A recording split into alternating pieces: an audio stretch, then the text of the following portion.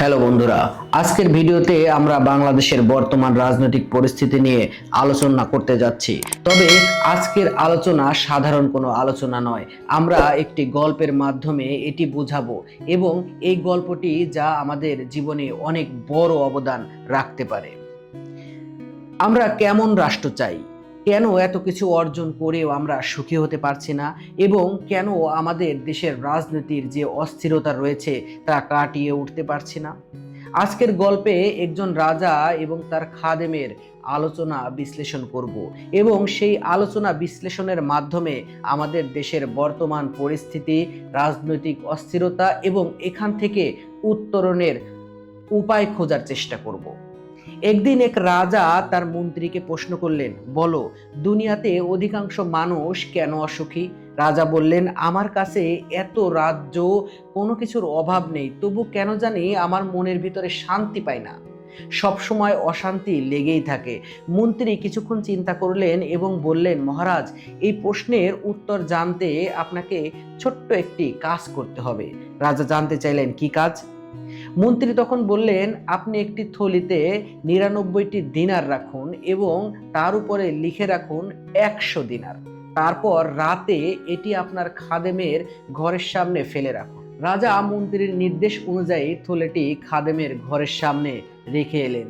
খাদেম যখন থলেটি পেল, প্রথমে সে দেখলো ভিতরে অনেকগুলা চকচকে দিনার আছে এবং উপরে লেখা 100 দিনার। তারপর সেই খাদেম ঘরের ভিতরে গেলেন এবং গুনে দেখলেন সেখানে 99টি দিনার আছে। খাদেম সাথে সাথে হতাশ হয়ে পড়লেন, এক দিনার আমার কোথায় হারালো? এক দিনার আমি কিভাবে হারিয়ে ফেললাম? এই তো মাত্র ওখান থেকে নিয়ে আসলাম, তাহলে হারিয়ে গেল কি করে? এই চিন্তা তার মাথায় ঘুরতে থাকে এবং সে রাতভর খুঁজতে লাগলো কোথায় একটা দিনার হারিয়ে ফেললো। কিন্তু 99টি দিনার তো তার হাতেই ছিল, সেগুলো নিয়েও তো সে সন্তুষ্ট থাকতে পারতো, কিন্তু সে সন্তুষ্ট থাকতে পারলো না। রাজা এবং মন্ত্রী আড়ালে দাঁড়িয়ে সব কিছু দেখছিলেন। সকালে খাদেম যখন দরবারে এসে বললেন, মহারাজ, আমি রাতে 100 দিনারের একটা থলে খুঁজে পেয়েছি। থলেতে 100 দিনার লেখা ছিল, কিন্তু একটা দিনার কোথায় যেন হারিয়ে গেছে, আমি সারা রাত খুঁজেও এটা পাচ্ছিলাম না। এখন মন্ত্রী রাজাকে বললেন, মহারাজ, ওই এক দিনারের জন্য আমরা অসুখী। আল্লাহ যখন আমাদের 99টি নিজের জন্য দিয়েছেন, কিন্তু একটা পাই নাই, কোথায় একটা হারিয়ে গেল, এই নিয়ে আমরা যখন চিন্তায় পড়ে যাই, তখন আমাদের সুখ বিনষ্ট হয়। এই গল্পের মতো আজকে বাংলাদেশেও আমাদের অনেক অর্জন থাকা সত্ত্বেও আমরা কি কখনো আমাদের অর্জনগুলোর দিকে তাকিয়েছি? আজ বাংলাদেশে আমরা মেট্রো রেল, পদ্মা সেতু এবং অনেক উন্নত প্রযুক্তির ব্যবহার দেখছি।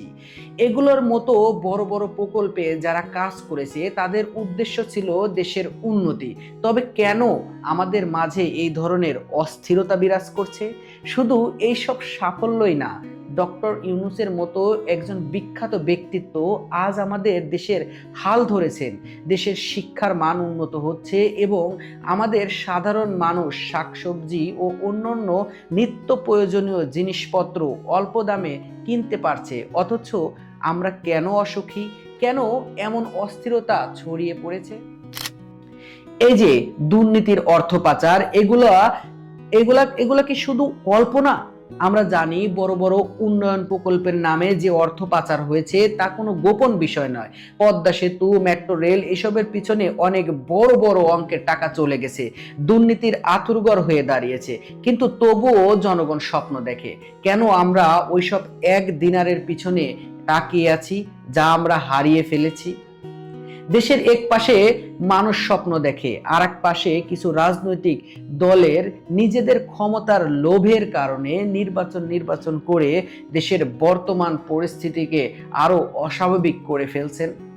আজকে মানুষ তাদের ন্যায্য অধিকার চায়, তারা চায় যেন শান্তি প্রতিষ্ঠিত হোক, সমাজে স্বাভাবিকতা ফিরে আসুক।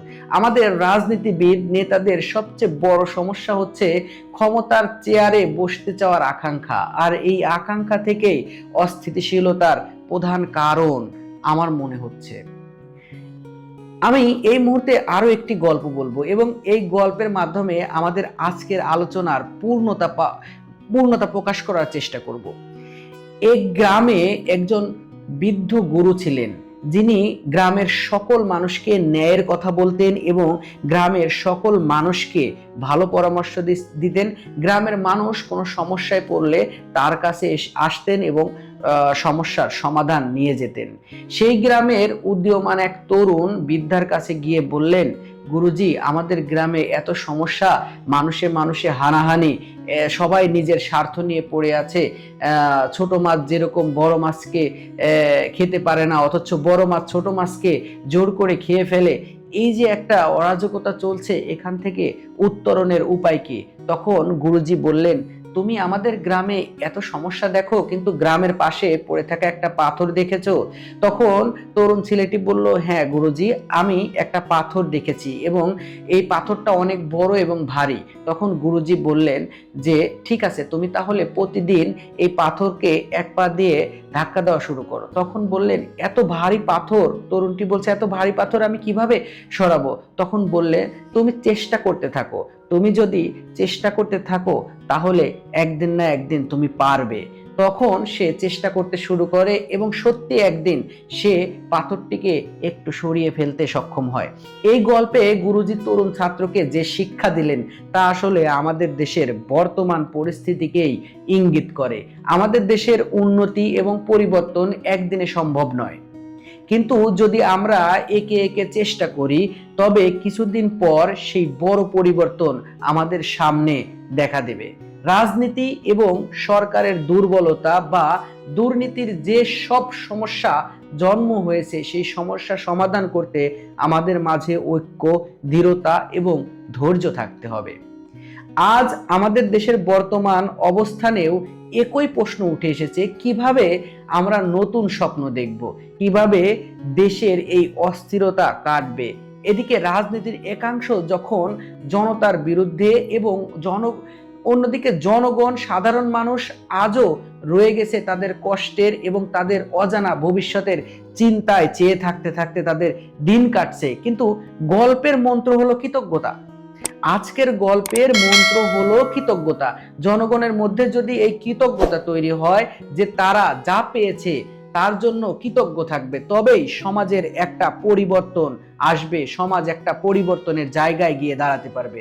যদি প্রতিটি ব্যক্তি, প্রতিটি রাজনৈতিক দলের নেতাদের মধ্যে এই উপলব্ধি আসে আমরা অনেক কিছু পেয়েছি, আমাদের আরো উন্নতি হবে, তাহলে আমাদের সামনের নতুন একটি ভবিষ্যৎ, উজ্জ্বল ভবিষ্যৎ দেখার সম্ভাবনা তৈরি হবে। যেমন তার কৃতজ্ঞতার মাধ্যমে, যেমন এই যে রাজার গল্পটি বলেছি, রাজার কৃতজ্ঞতার মাধ্যমে শান্তি পেয়েছিল, তেমন আমাদের দেশে শান্তি এবং অগ্রগতি কেবল তখনই আসবে যখন আমরা সঠিক পথে এগোবো।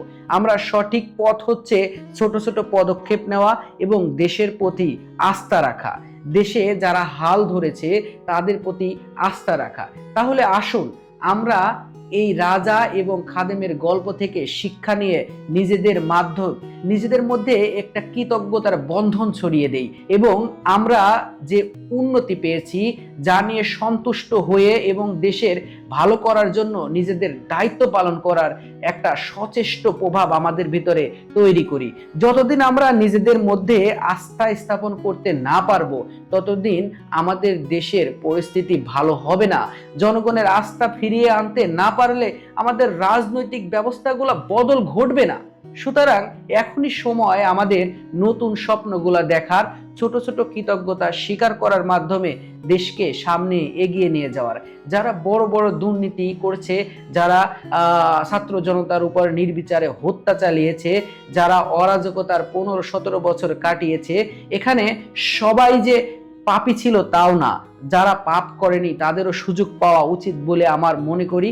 এবং যারা এই পাপের সাথে জড়িত, যারা জনগণের হক নষ্ট করেছে, যারা জনগণের সাথে প্রতারণা করেছে, যারা জনগণের টাকায় বিদেশে পাহাড় সম অর্জন করেছে, তাদের শাস্তি দাবি করি, তাদের শাস্তি হওয়া উচিত।